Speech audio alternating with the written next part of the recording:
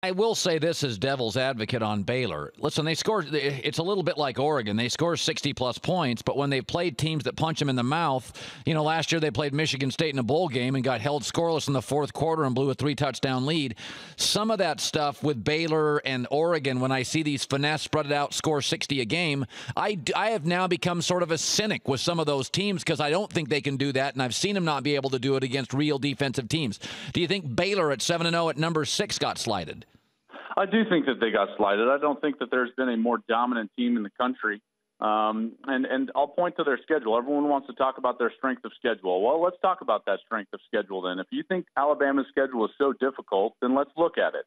Both teams, Baylor and Alabama, Colin, play 9 Power 5 conference teams. It just so happens that Baylor's 9 all come in their league schedule because they actually play everybody within their conference. Each of them have 2 teams from the group of 5, and each of them have an FCS opponent. Alabama's FCS opponent happens to be in November.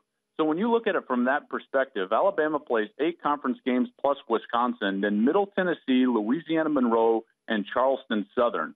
Meanwhile, Baylor plays 9 conference games. They play SMU, Rice, and Lamar. It's much more even when you look at it that way. Plus, look at it even deeper.